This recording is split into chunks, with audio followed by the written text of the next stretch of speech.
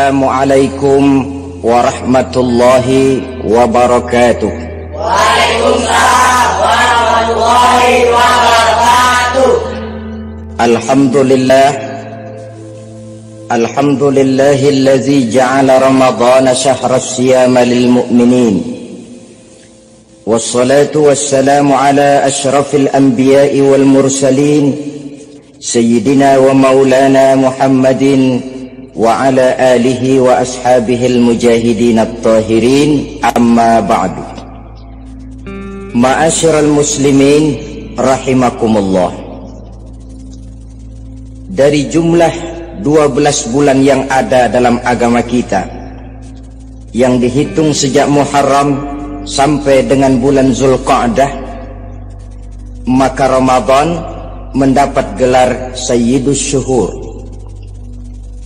Sayyidus Syuhur artinya raja, penghulu atau tuan dari seluruh bulan. Apa sebabnya maka Ramadan ini dinamakan Sayyidus Syuhur? Sebab yang pertama, Ramadan dipilih oleh Allah menjadi bulan tempat di mana pertama kali diturunkan ayat-ayat suci Al-Quranul Karim.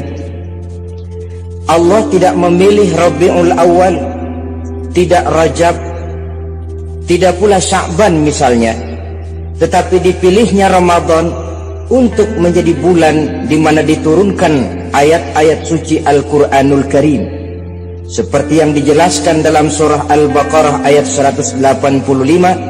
A'udzu billahi minasyaitonir rajim. Syahrul Ramadan allazi unzila fihi al-Qur'an hudan linnasi wa bayyinatin minal huda wal furqan. Bulan Ramadan, bulan di mana diturunkan di dalamnya Al-Qur'anul Karim yang merupakan petunjuk dan jalan menuju petunjuk bagi orang-orang yang beriman. Oleh sebab itu, salah satu bentuk ibadah yang sangat dianjurkan di bulan Ramadan diantaranya ialah memperbanyak membaca ayat-ayat suci Al-Quranul Karim.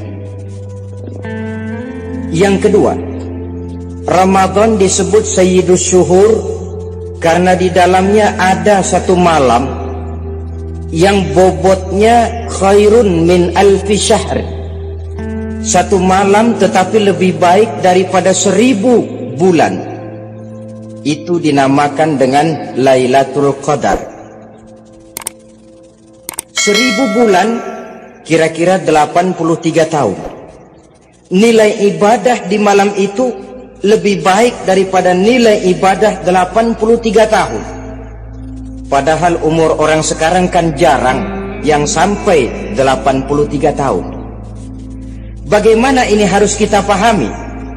Ma'asyiral muslimin, sejak kita akil balik sampai kepada usia kita yang sekarang ini, kalau kita mau jujur bercermin, rasanya kita harus mengakui banyak dosa dan kesalahan yang pernah kita kerjakan. Kalau kita berbuat dosa selama 40 tahun, kemudian kita bertaubat 20 tahun lamanya, kalau menurut rumus dagang, ini kan belum tertutup. Dosa 40 tahun ditebus dengan taubat 20 tahun. Tapi haruskah dosa tidak terampuni? Allah subhanahu wa ta'ala maha penyayang. Disediakannya malam-malam yang istimewa, yang punya nilai khusus. Seolah-olah Allah berkata, hai manusia, kau tidak perlu putus asa. Bagaimanapun banyak dosa kau lakukan, bagaimanapun banyak kesalahan kau kerjakan, nih, aku sediakan satu malam khairun min alfi syahrin, lebih baik daripada 1000 bulan yang disebut dengan Lailatul Qadar. Kapan sih Lailatul Qadar itu? Menurut Al-Imamul Ghazali, Lailatul Qadar itu adanya pada 10 hari yang akhir di bulan Ramadan, terutama pada malam-malam ganjil.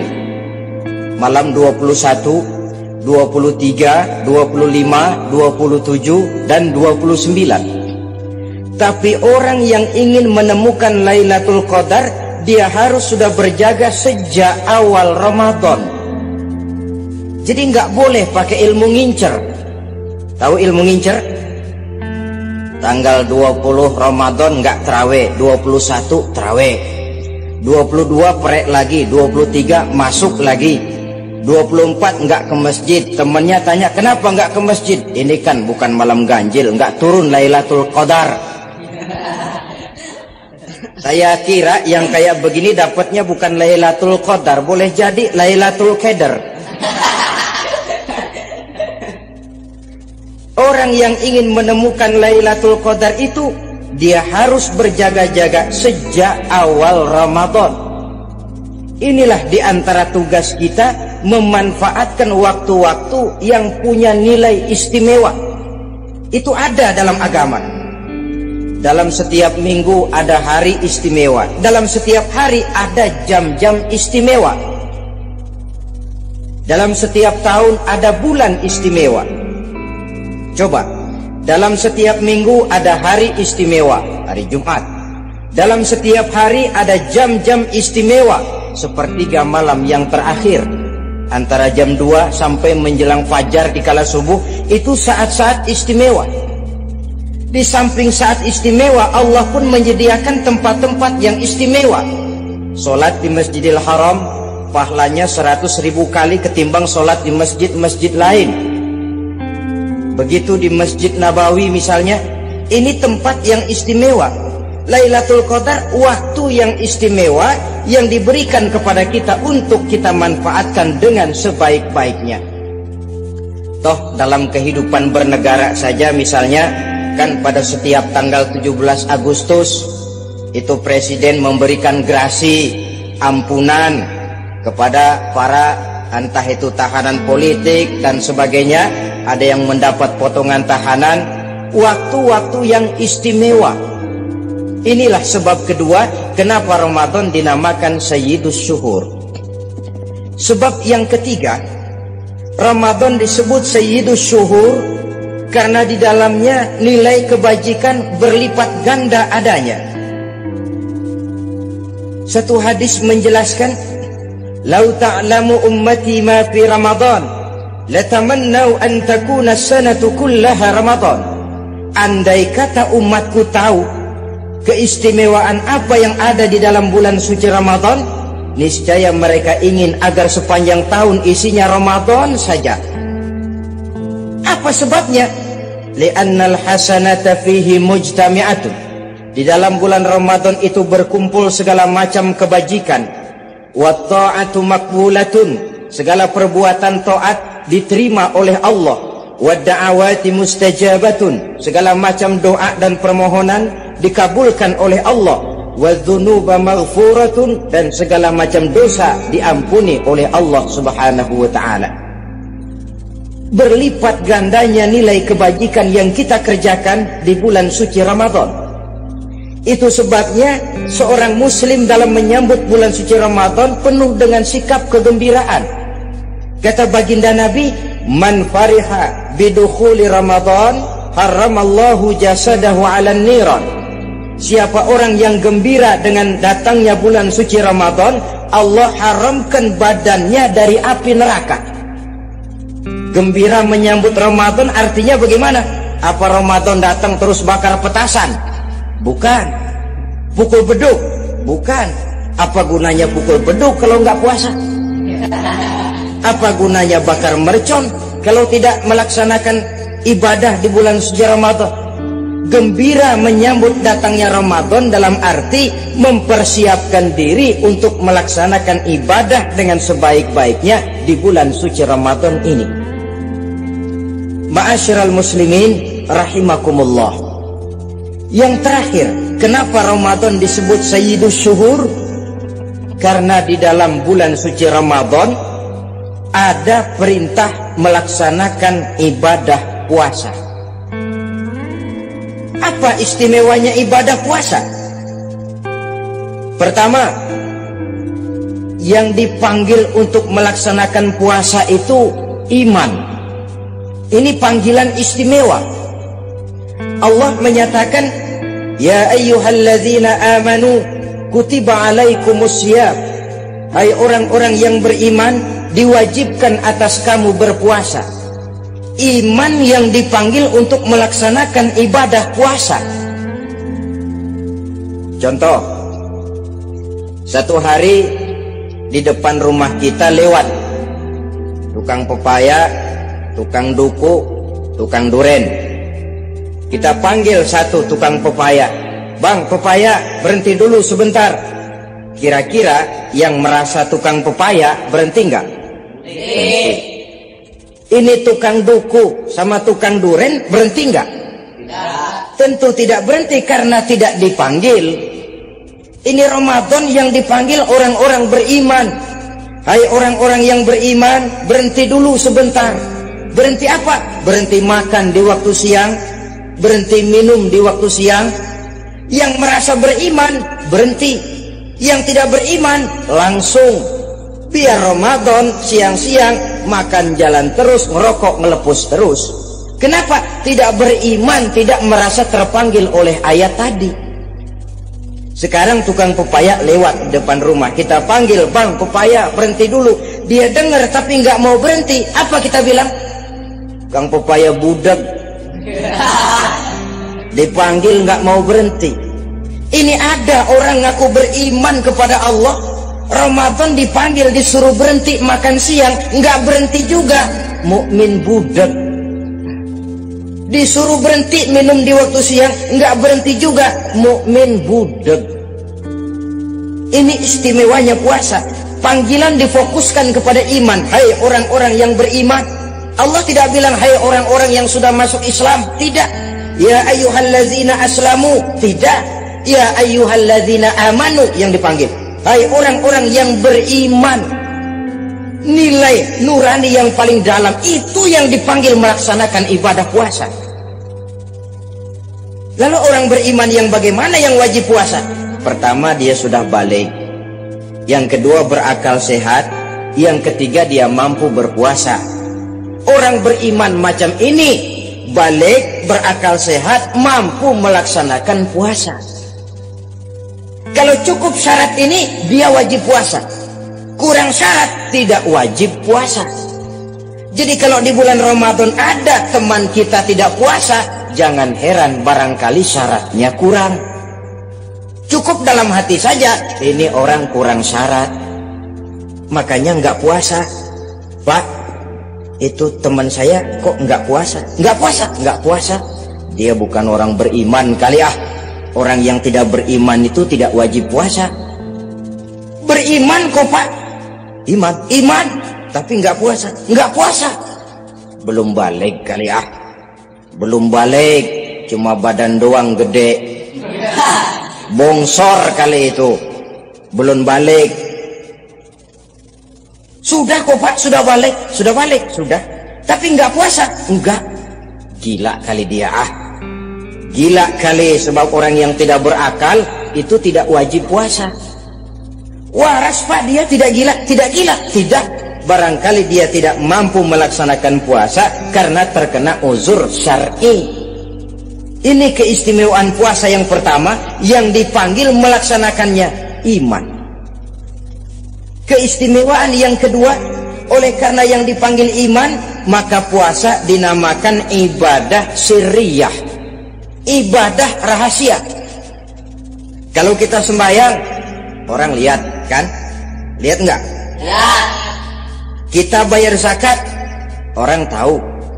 Kita pergi haji, apalagi pergi haji sekampung nganterin.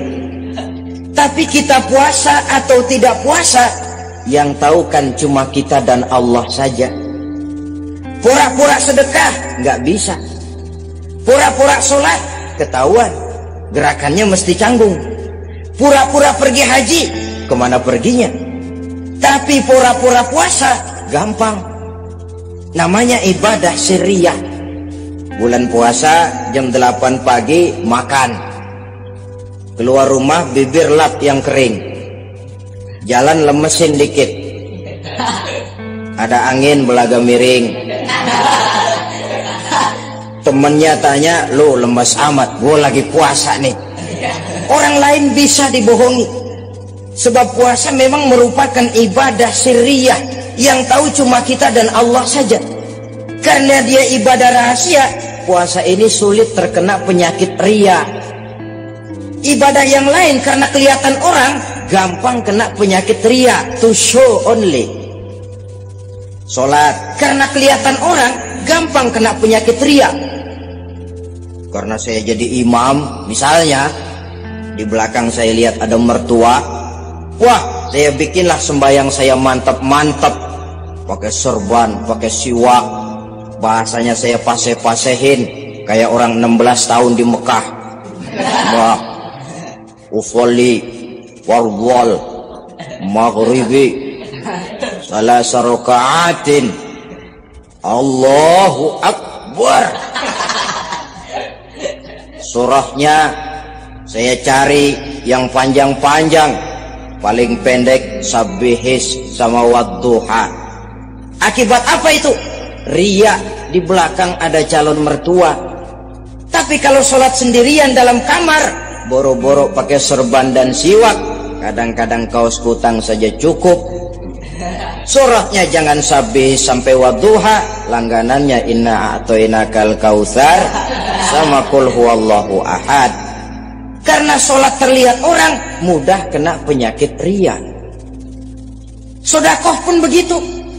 Mulanya niatnya cuma mau sedekah 5.000, karena ada orang yang disedekahani naik 10.000, yang 5.000 sudah karena orang. Jadi ibadah yang lain itu mudah terkena riya, tapi juga mudah dinilai orang. Kita bisa saja bilang, itu orang sholatnya khusyuk ya. Kenapa? Kelihatan dari gerakannya. Itu orang hajinya mabrur ya. Kenapa? Kelihatan dari tingkah lakunya setelah pulang haji. Itu orang sedekahnya berani ya. Kenapa? Ketahuan dari jumlahnya. Ibadah yang lain bisa dinilai, tapi puasa nggak bisa dinilai. Itu orang puasanya mantap bener ya. Kenapa? Beludah melulu. Itu bukan ukuran. Itulah sebabnya dia dinamakan ibadah sirriyah, ibadah yang abstrak, yang tahu cuma si pelaksana dan Allah saja. Ini keistimewaan puasa yang kedua. Yang ketiga, saudara-saudara, kalau ibadah-ibadah yang lain, ganjaran pahalanya itu dijelaskan oleh Allah. Sedekah kalau ikhlas pahalanya begini, haji kalau mabrur pahalanya ini, sembahyang berjamaah pahalanya ini. Untuk puasa tidak. Puasa Allah cuma bilang as-siyamu li wa ana ajzi bihi. Puasa adalah untukku, aku yang akan membalasnya. Berapa besar balasannya tidak dijelaskan oleh Allah. Apa artinya ini? Kalau saudara kerja, mandor bilang, sampean kerja sama saya, gaji satu hari 5.000. Ketahuan kan, sehari 5.000. Kita bisa kong kalingkong, ada mandor rajin, nggak ada mandor kendor. Pokoknya sehari 5.000. Tapi kalau mandor cuma bilang, kau kerja sama aku, soal gajimu nanti aku yang atur. Tidak dijelaskan berapanya, nanti aku yang atur. Ini kan mestinya kita kerja hati-hati. Sebab apa? Mungkin gaji kita lebih besar dari jumlah 5.000 kalau kerjaan memuaskan. Mungkin tidak digaji sama sekali kalau kerjaan berantakan. Tidak dijelaskannya pahala puasa menjadi sugesti bagi kita untuk melaksanakan ibadah ini dengan sebaik-baiknya. Mungkin gaji sangat besar, mungkin tidak digaji sama sekali. Sebab kata Nabi, kam min shaimin laisa lahu min siyamihi illa al-ju' wal 'atsh. Berapa banyak orang puasa, dia tidak memperoleh apa-apa dari puasanya kecuali lapar dan haus saja.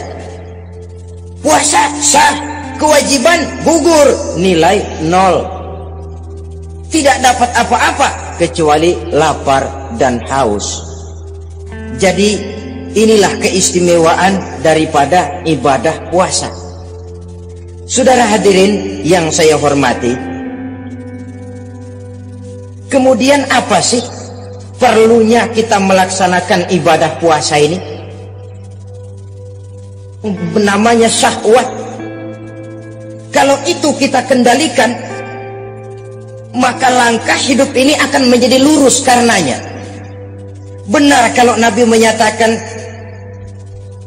"Iza jaa Ramadan, futihat abwabus sama, wa ghulliqat abwabun nar, wa sufsidatis sayatin." Apabila datang bulan suci Ramadan, dibuka pintu langit, dibuka pintu surga, ditutup pintu neraka, dan diikat setan-setan itu. Siapa yang ikat setan? Puasa kita. Dengan puasa kita mengendalikan nafsu. Kalau nafsu kita kendalikan, setan nggak berkutik. Jadi yang mengendalikan nafsu itu nilai puasa. Nafsu terkendali, setan terikat. Kalau puasa, kalau nggak puasa, setannya ngebludak. Jadi jangan digambarkan, wah kalau bulan puasa setan dirantai. Rantainya kayak apa? Yang rantai siapa? Arti setan diikat di sini ialah nafsu dikendalikan. Dengan apa? Mengatur makan dan minum. Puasa kan sebenarnya logikanya mengatur perpindahan waktu makan dan minum saja. Apabila perut besar ini teratur demikian rupa, syahwat tidak menggelegak, dia terkendali. Dengan hidup pandai mengendalikan nafsu, iblis tidak berdaya dan tidak berkutik. Ma'asyiral muslimin rahimakumullah, Nabi bersabda, "La yu'minu ahadukum hatta takuna hawahu taba'an lima ji'tu bih." Belum sempurna iman kamu kalau nafsumu belum ikut apa yang aku bawa. Yang dibawa Nabi tidak lain daripada syariat, termasuk di dalamnya pelaksanaan ibadah puasa. Karena itu saya pesan kepada seluruhnya, jangan kalau puasa kayak orang ngancem. Siang bisa mengendalikan nafsu, tapi begitu maghrib berbunyi, nafsu sudah tidak terkendalikan lagi. Itu namanya puasa orang ngancem. Kayaknya biarin siang gua tahan, ntar lo maghrib. Begitu maghrib berbunyi, sudah macam bendungan pecah. Semua isi meja pindah ke perut. Akhirnya kalau siang dia setengah mati kelaparan, habis buka setengah mati kekenyangan. Dua-duanya jelek. Kalau sudah kekenyangan, yang enak kan ngukur balik. Tidur. Maghrib liwat, isya out, tarawih boten. Temennya nyamper ke masjid yuk tarawih duluan deh, gua kenyang bener nih. Kenyang. Berbuka itu yang bagus pakai etik ya, etika buka itu. Maghrib berbunyi, cukup seteguk air, 3 butir korma atau sepotong kue. Sholat maghrib. Selesai sholat maghrib, masuk ronde kedua. Waktunya agak panjang, makan ala qadarnya. Selesai makan, berangkat ke masjid, isya, tarawih. Pulang tarawih, masuk ronde ketiga. Waktunya panjang, mau habis-habisan juga nggak apa-apa. Tapi kalau begitu maghrib berbunyi langsung dipukul 1 ronde, kita yang rubuh. Kekenyangan. Waktu siang dia sanggup mengendalikan nafsu, tapi begitu maghrib berbunyi, nafsu sudah tidak terkendali lagi. Asar pengaruh puasa tidak akan membekas dalam jiwanya. Siang jelas puasa, nggak boleh ngerokok. Begitu maghrib sampai imsak kayak lokomotif, kelebul nggak berhenti-berhenti. Tidak lagi sanggup mengendalikan diri, mumpung boleh katanya. Sampai pernah kejadian ada orang bangun sahur kesiangan, bingung dia waktunya tinggal dikit. Mau sahur dulu nggak keburu ngerokok, mau ngerokok dulu takut nggak keburu sahur, akhirnya bareng. Sebelah nyuap nasi, sebelah ngerokok. Itu macam mana rasanya kalau sudah kayak begitu? Padahal pengaruh daripada melaksanakan puasa akan terlihat dari sejauh mana seseorang dalam hidup mampu mengendalikan nafsu. Bukan pada waktu memang dilarang, tapi pada waktu diizinkan. Di situ yang paling kelihatan. Kalau waktu siang saudara mampu mengendalikan nafsu, itu jelas saja memang seharusnya wong puasa. Malam dalam keadaan makan boleh, minum boleh, masih mampu mengendalikan nafsu, dalam arti makan dan minum pada batas yang wajar saja. Itulah yang dikehendaki dari melaksanakan ibadah puasa, sehingga ibadah itu membekas dan ikut membentuk kepribadian orang. Sekali lagi, jangan cuma waktu siang saja bisa mengendalikan nafsu. Di waktu malam pun dalam kondisi yang memang dihalalkan, kita juga hendaknya mampu mengendalikan nafsu. Jadi inilah perlunya puasa yang pertama, supaya kita bisa mengendalikan nafsu. Yang kedua, puasa itu melatih kita hidup sederhana. Orang sufi mengajarkan orang yang paling kaya ini sebenarnya orang yang hidupnya paling cukup. Sedangkan orang miskin adalah orang yang kebutuhannya kelewat banyak. Maka yang paling kaya, bahkan yang maha kaya, itu sebenarnya cuma Allah. Sebab apa? Dia nggak perlu apa-apa. Makin banyak keperluan kita, makin miskin kita. Coba orang puasa lihat. Kalau sudah jam 2, jam 3, itulah barangkali memang termasuk godaannya dalam melaksanakan ibadah puasa.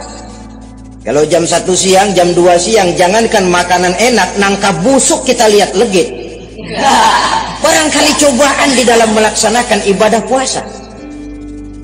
Tapi kalau sudah maghrib berbunyi, berbuka kita kena seteguk air, sepotong roti, 3 butir korma, kenyang rasanya.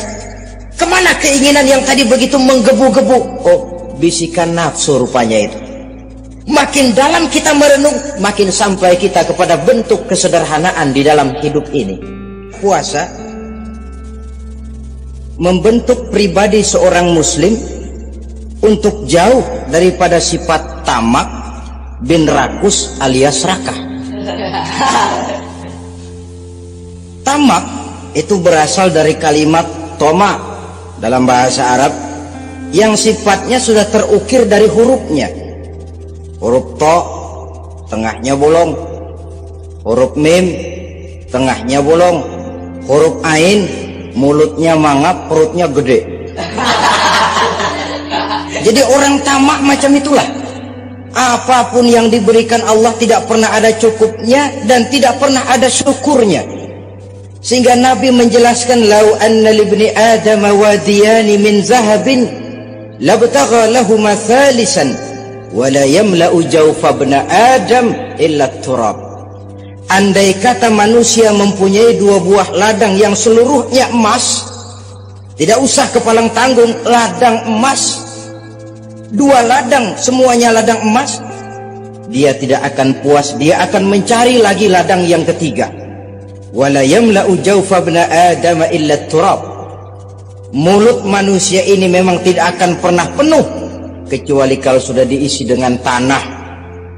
Kapan diisi dengan tanah? Kalau sudah menghadap ke arah kiblat di liang lahat, nah itu baru mulut udah nggak ngerawil, diam, tenang, kalem, diisi dengan tanah. Dengan demikian kita lihat bahwa puasa makin kita hayati, makin dekat kita kepada kesederhanaan di dalam kehidupan ini. Islam tidak melarang orang untuk kaya, untuk punya harta. Yang dilarang ialah sifat rakus, serakah, dan tamak. Karena ini akan membuat orang melakukan segala macam cara, ingkar kepada nikmat Allah, tidak pandai bersyukur, pandangan matanya selalu diarahkan ke atas. Dikala hidupnya sudah serba cukup, dia masih merasa kurang. Sebab itu dia selalu kurang. Dia sudah kaya tapi masih merasa miskin saja, maka hidupnya pun miskin terus. Saudara-saudara ma'asyiral muslimin, ini hikmah yang kedua kenapa kita perlu puasa. Yang ketiga, puasa itu melatih kita cinta kepada fakir miskin, orang-orang yang tidak mampu, yang memerlukan pertolongan. Bagaimana caranya? Dunia pendidikan berkata bahwa pendidikan akan lebih berhasil kalau bersifat audiovisual. Mengajar anak berenang, bawa ke kolam. Mengajar anak naik sepeda, berikan sepedanya. Mengajar orang cinta fakir miskin, rasakan apa yang dirasakan oleh fakir miskin. Apa itu? Lapar, haus. Kan gak bisa ngajarin anak berenang teori saja. Ke kolam gak pernah. Teori hafal luar kepala. Gaya dada begini, gaya 200 meter begini, gaya kupu-kupu begini, gaya bebas begini. Teori hafal ke kolam gak pernah. Sekali terjun gaya batu. Sudah nggak timbul-timbul lagi. Nggak bisa ngajar anak naik sepeda cuma teori saja. Sepedanya tidak pernah diberikan. Hafal teori, bab 1 pegang stang, bab 2 dorong, bab 3 kaki kanan naik pedal kanan, bab 4 genjot. Hafal teori, megang sepeda nggak pernah. Begitu dikasih sepeda dia naik, habis tukang bakso. Pun mendidik orang cinta kepada fakir miskin tidak bisa cuma lewat seminar, kongres, penataran, indoktrinasi. Diadakan simposium, seminar, diskusi supaya orang cinta kepada fakir miskin, tapi yang bicara orang kenyang semua. Bagaimana hati ini mau peka? Islam itu nggak usah banyak teori lah. Rasakan saja lapar haus, enak nggak? Kalau kau tahu lapar dan haus tidak enak, kau lapar haus cuma sebentar. Habis maghrib, laparmu hilang, hausmu hilang. Bagaimana saudara-saudaramu muslimin yang terkapar di kolong-kolong jembatan? Yatim piatu yang hidup terlunta-lunta. Perempuan-perempuan tua hidup miskin, anak pun banyak perlu uluran tangan. Lapangan kerja sulit, persaingan hidup makin tajam, meringkuk mereka di sudut-sudut kehidupan. Beratap langit, beralas bumi, tanpa tahu kapan hidup dan nasibnya akan berubah. Di situ pekalah hati untuk hidup tidak cuma buat kepentingan diri dan perut sendiri saja, tapi mampu memberikan pertolongan sesuai dengan kemampuan kepada mereka yang memang memerlukan. Sebuah hadis menyatakan, irhamu ahlal ardi yarhamkum man fis sama. Sayangilah apa yang ada di permukaan bumi, nanti yang di langit akan sayang kepadamu. Si kaya sayang kepada yang miskin lalu menolongnya. Yang alim sayang kepada yang awam lalu membimbingnya. Yang pemimpin sayang kepada rakyat lalu melindunginya. Yang di langit akan sayang kepada kita, akan turun rahmah berlimpah, akan tercipta keberkahan dan ketenangan dalam hidup. Tapi kalau sebaliknya, yang kaya malah nyantap yang miskin, yang pemimpin malah menggilas yang rakyat, yang alim malah membodoh-bodohi orang yang memang sudah bodoh, akan terwujudlah malapetaka. Bukan rahmah yang turun dari langit, tapi azab akan menimpa kita semua. Orang yang menghayati lapar, menghayati haus, akan timbul kepekaan sosial. Hidup tidak cuma untuk diri sendiri saja, tapi mampu melihat lingkungannya. Yang keempat, kita perlu puasa untuk menumbuhkan sifat jujur dan disiplin. Coba lihat, kalau tengah hari bulan puasa, andai kata saudara masuk ke dalam kamar seorang diri, saudara kunci dari luar, lalu saudara makan, tidak seorang pun tahu. Tapi kenapa itu tidak kita lakukan? Ada semacam perasaan malu. Malu kepada Allah. Iya, orang lain tidak tahu. Iya, manusia bisa saya bohongi, tapi Allah. Atau umpamanya waktu sholat zuhur, saudara sholat zuhur di masjid, umpama ketika ngambil air wudhu, giliran ke kemur, saudara korupsi dikit aja, telan. Jangan Nabi sumu tasihhu, berpuasalah kamu, badanmu akan sehat. Sebab apa? Saya katakan tadi, semua energi dihasilkan dari perut besar sini. Itu makanan yang kita makan, mulai dari keju sampai singkong, mulai dari hamburger sampai combro, Masuk perut besar, digiling, lalu ditransfer ke seluruh tubuh oleh perut besar ini. Mekanisme kerjanya persis pabrik besar yang kalau kita hayati, Allahu Akbar, wa tabarakallah ahsanul khaliqin. Ini tangan supaya kuat kerja perlu vitamin apa, kirim ke tangan. Mata supaya awas perlu vitamin apa, kirim ke mata. Bibir supaya nggak pecah perlu vitamin apa, kirim ke bibir. Oleh perut besar ditransfer ke seluruh tubuh. Sisanya yang nggak perlu keluar jalan belakang. Kalau perut besar ini terus-menerus bekerja, ibarat mesin diporsir, dia akan cepat rusak. Maka datang bulan Ramadan, perut besar itu jangan terlalu diporsir, diberikan tenggang waktu istirahat. Sehingga Nabi memberikan jaminan, sumu tasihhu, berpuasalah kamu, pasti kamu akan sehat. Buktinya orang mati kelaparan banyak, tapi yang mati karena puasa, kalau puasanya betul, nggak ada. Maka Islam itu agama yang sesuai dengan fitrah, ya. Buktinya apa? Puasa wisol itu bukan saja tidak boleh, tapi haram.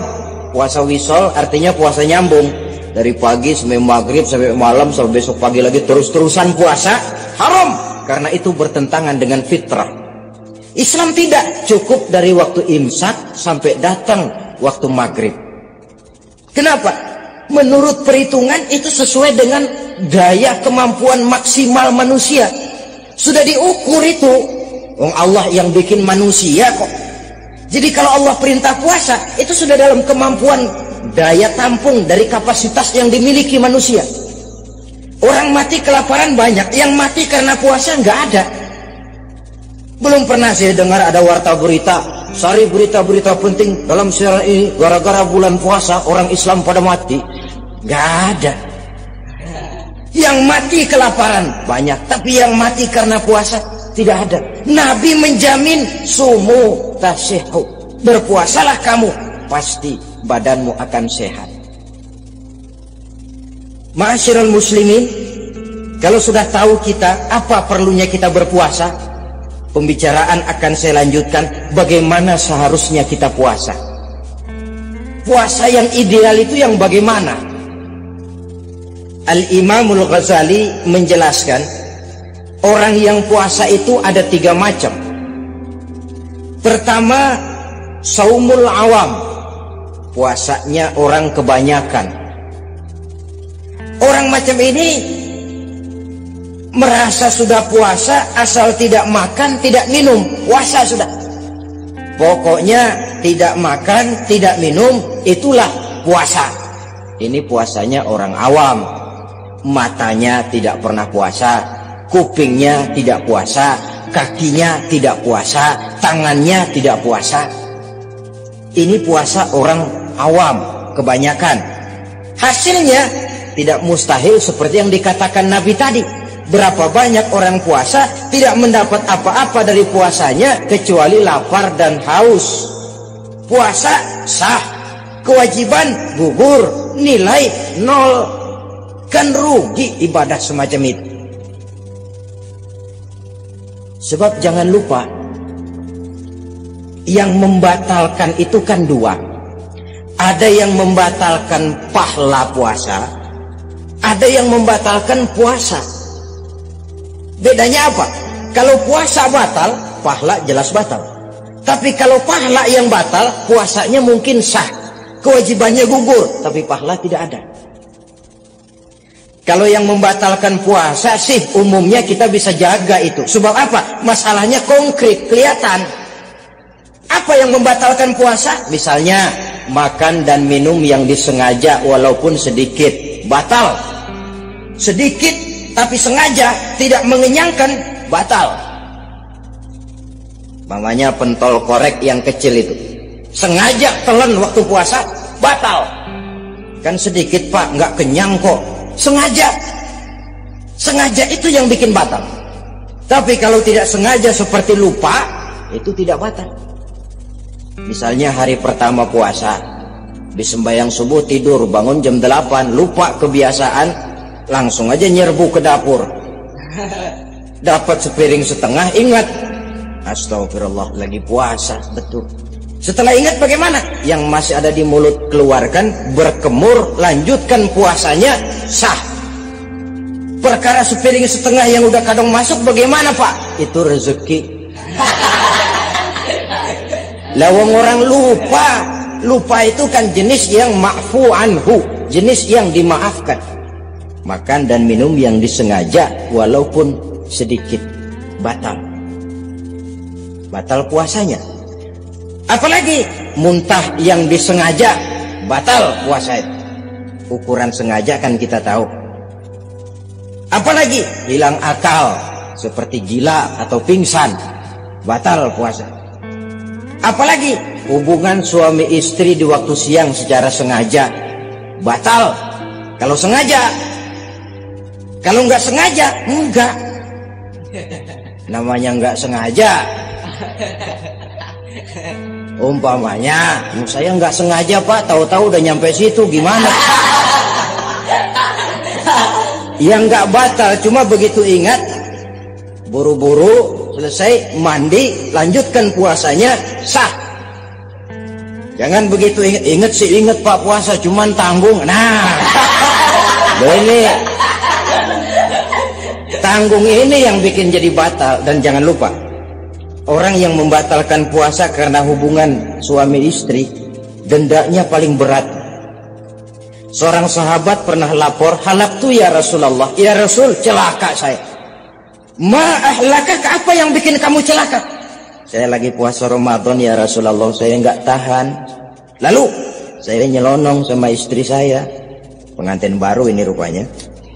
Nyelonong bagaimana? Ya nyelonong.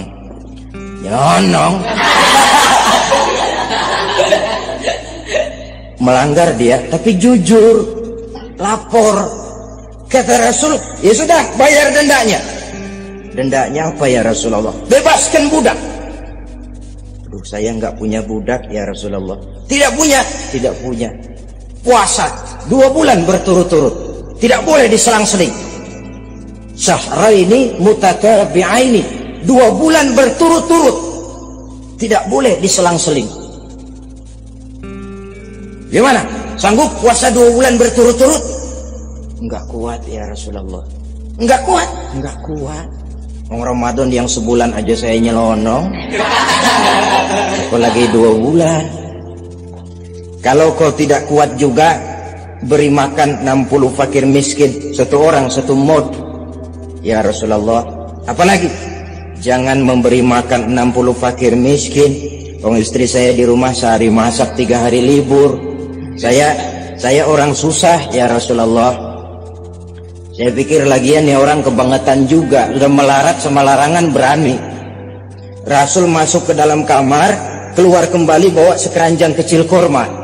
Kalau kau tidak punya apa-apa, bawa pulang ini.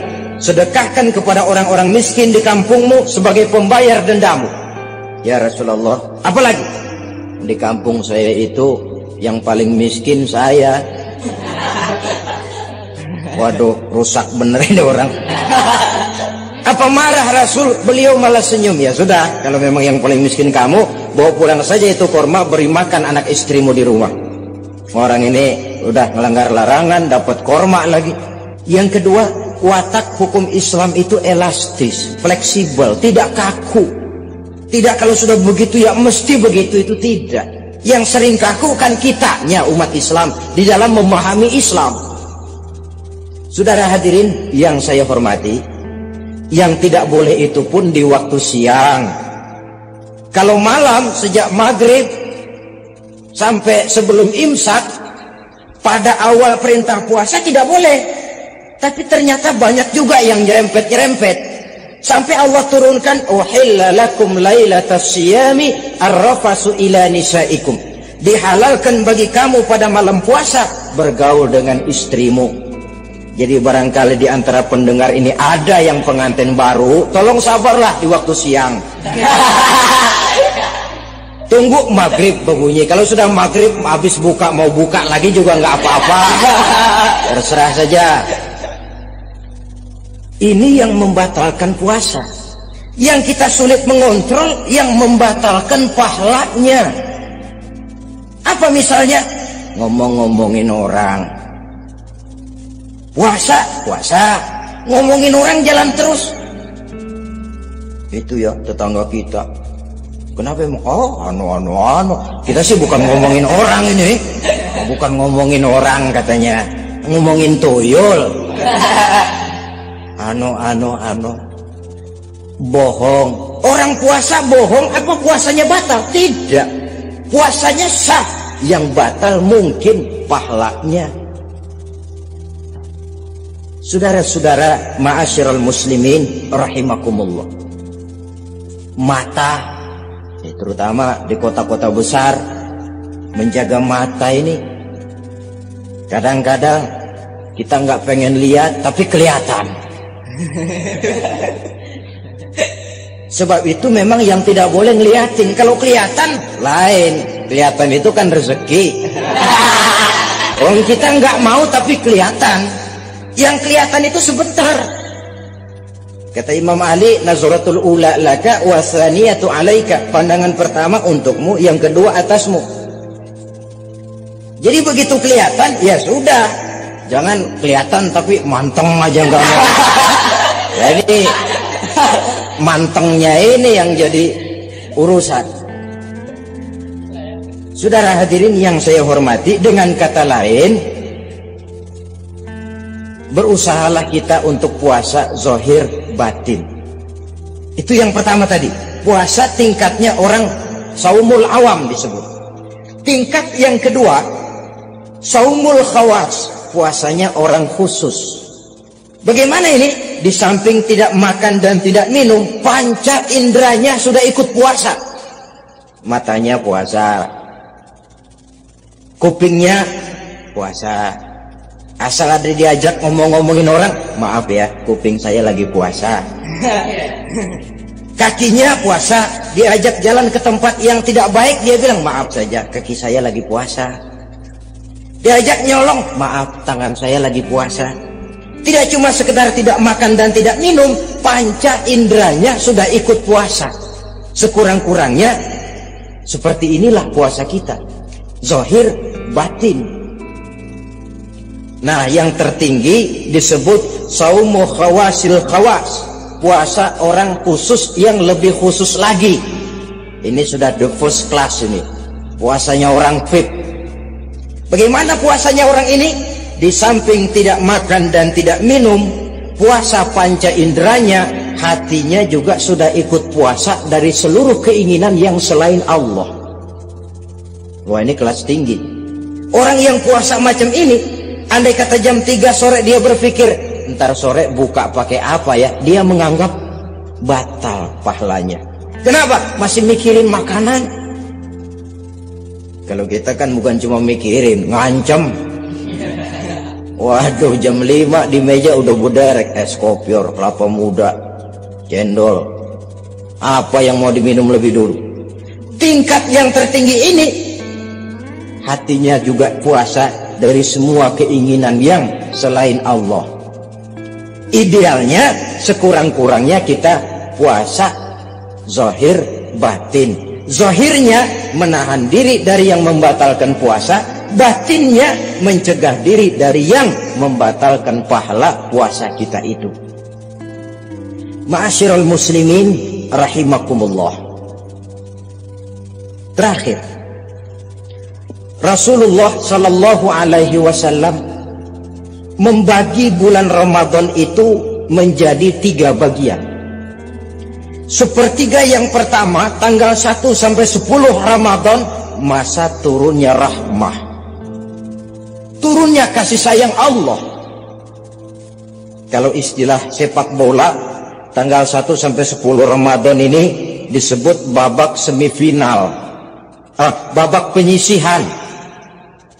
Sepak bola itu kalau baru tingkat babak penyisihan, pesertanya banyak, seluruh kesebelasan turun bertanding, babak penyisihan.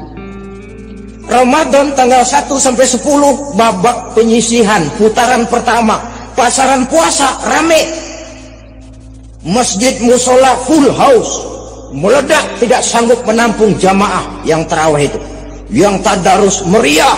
Kenapa? Maklum babak penyisihan, seluruh kesebelasan turun bertanding tanggal 1 sampai tanggal 10 Ramadan.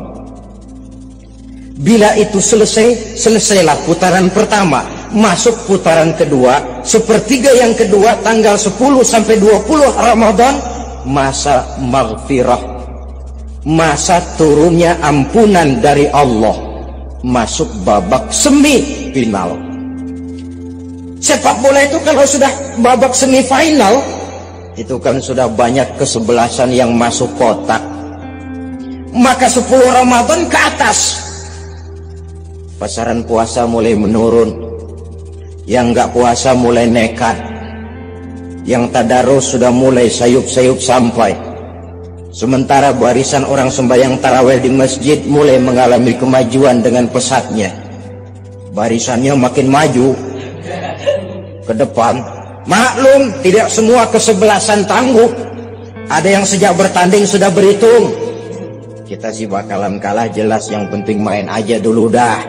Ada yang rajin ke masjid, motifnya lain, ada karena ikut-ikutan teman, karena malu sama mertua, rajin terawih, karena nganterin, rajin terawih, bayangnya paling belakang berdua lagi. Malah ngeledek begitu imam waladolin, dia di belakang nyaut asik.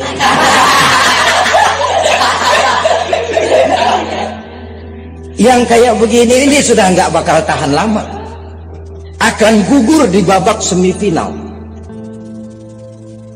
Puncaknya putaran terakhir tanggal 20 sampai akhir Ramadan, masa itkun minan nar, masa pembebasan dari api neraka, masuk babak final.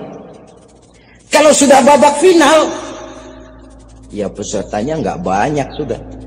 Ramadan tanggal 20 ke atas babak final, pesertanya nggak banyak. Sebab apa? 20 Ramadan ke atas pikiran orang sudah bercabang itu. Yang punya kampung sudah siap-siap mau pulang mudik, lebaran di buah kampung, puasa ke enggak, yang penting pokoknya lebaran.